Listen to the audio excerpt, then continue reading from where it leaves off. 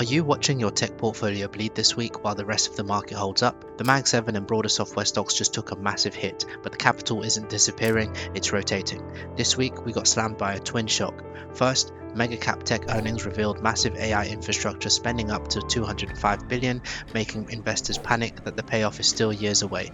Second, escalating tensions in the Middle East just sent oil prices soaring. Growth stocks hate uncertainty and rising energy costs. Today I'm going to show you the hard data on exactly where the institutional money is hiding, which sectors are catching billions in safe haven flows, and the critical levels you need to watch on the charts before the next bell rings. When a twin shock hits like this, retail panics while institutions pivot.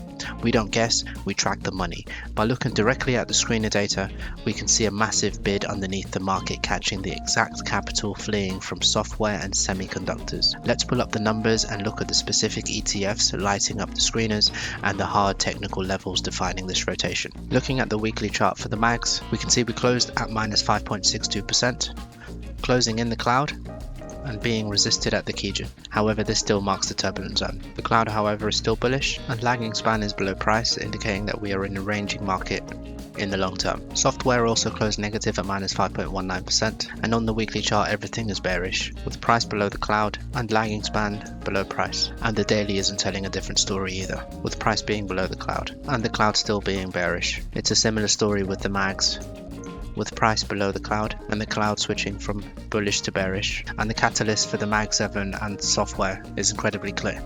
And Google now expects capex for the year of $195 billion to $205 billion, up from the $180 billion to $190 billion forecast provided last quarter. The company is pouring money into artificial intelligence infrastructure to keep pace with booming demand. And Wall Street looked at that price tag and realized profit margins are getting compressed by infrastructure costs. And at the same time, we've had a breakout in oil, with price above the cloud and lagging span seemingly confirming its place above the cloud. However, we don't have a bullish twist. And these two things happening at the same time forces uncertainty. And when uncertainty hits tech and energy costs rise, capital runs for cover. The result is a violent tech exodus. Now, before we look exactly where the money went, I'll discuss a couple of ETFs that look good from a technical perspective, and they still look good despite these market conditions. However, the relative volume on these ETFs is quite low. We've got XLF, which on a long time frame has a bullish cloud and lagging span is above price, and we're looking to confirm resistance here, and it looks like it wants to break through the resistance line here. The daily looks good with an established uptrend, with lagging span above price and the cloud being bullish. We seem to have reclaimed the conversion line, but struggling to break through the neckline, but the chart isn't breaking down either, so we could anticipate a breakout. XLV, which is the healthcare ETF, also looks good on the weekly, with lagging span above price, the cloud being bullish and price being above the conversion line in the base. There is also this neckline here that we've broken above, and we haven't had any closes beneath. The daily time frame tells a slightly different story, however is overall bullish, with lagging span above price, with price being above the cloud and the original neckline, and the cloud being bullish. However, the conversion line and the baseline are flat, indicating a lack of momentum. Overall, I think we have to remain bullish as we haven't closed below the Kijun line here. Now, looking at some of the higher volume items, I can't skip USO, which is oil, and that closed up by 10%. HDV is at the top of the screener with the largest relative volume. I mean, even if you look at the weekly volume bar here, it's extremely high. And if you look on the weekly, everything is bullish. And earlier in the week, I questioned whether we were getting some erroneous results, with this being the highest on the tracker in terms of volume, but it looks like we're seeing some follow through as well, and the target is still valid. Everything is bullish with lagging span above price and having a bullish cloud. However, having a flat Kumo cloud and a flat conversion line and a baseline indicates that there is a lack of momentum, so we might see some short-term ranging. The only chart I'm watching really from that ETF is Philip Morris, but it's seeming like it's extremely difficult to catch this trade in terms of a breakout, as it's played around with the neckline here, and here. PVAL also had a large relative volume on the week, however it's a large cap ETF, and as it focuses on mostly the large cap, looking at them individually I don't really see too many setups from here. There is AMD, however we're currently in a ranging market as lagging span is touching price. The Kumo cloud is bullish but flat, and we've had a bearish cross here, so the baseline is above the conversion line, so there is a possibility that this chart can range among these price levels here,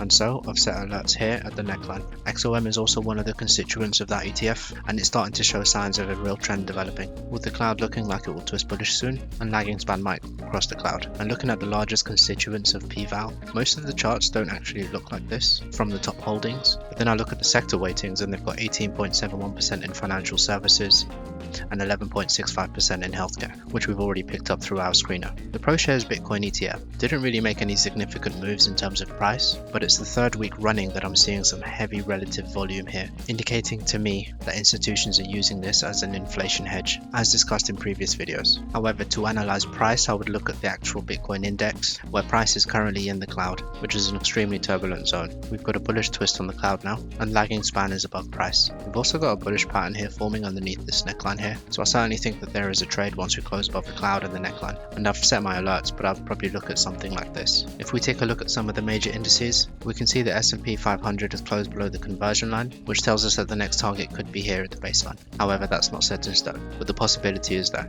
And we're in a confirmed ranging market, but if we start making closes below this cloud here, the potential to reach this keygen line here increases. The Nasdaq looks a little further along in its journey, closing below the conversion line for the second week in a row, with the possibility of price reaching the baseline here at around 652. And price is consistently closing in the cloud on the daily, with a potential target for this consolidation here all the way down at 628. But we could see some support here as the baseline is there, as well as the neckline. The Russell though is still finding support at the conversion line here, showing a little bit of divergence from the S&P 500, indicating that the larger cap stocks are a little bit weaker right now. However, on the daily, things are momentumless but bullish nonetheless, with the flat conversion line and the baseline confirming the lack of momentum, but lagging span is above price, and the cloud overall is bullish. The Dow Jones looks very similar to the Russell on the longer time frames, with price currently confirming the Tenkan line as support, but the daily tells a different story, as price is hovering between the Tenkan and the Kijun lines and the cloud, and the next area of support is the boundary of the cloud here. The lagging span is still touching price, and the IWM, which represents the smaller stocks, are looking similar as well. Lagging span touching price, confirming a ranging market, with price being between the cloud and the conversion and the baselines, so we should be seeing some ranging. We've closed below the baseline for the second consecutive week on the KOSPI, and we're almost fully bearish on the daily, with simply just waiting for the lagging span to close below the cloud to confirm the bearish trend. However, we've already got a bearish cloud, and price is consistently closing below the neckline, with the projected target downwards of 24.86% from the neckline. So clearly we are seeing a macro ripple effect, marking some global weakness here. I've got a few charts that I'm watching from my individual stock screener. Before I bring those up, I just want to highlight that while the VIX is closed below 20, the S&P 500 is closed below the Kijun, so I am now reducing my position sizing.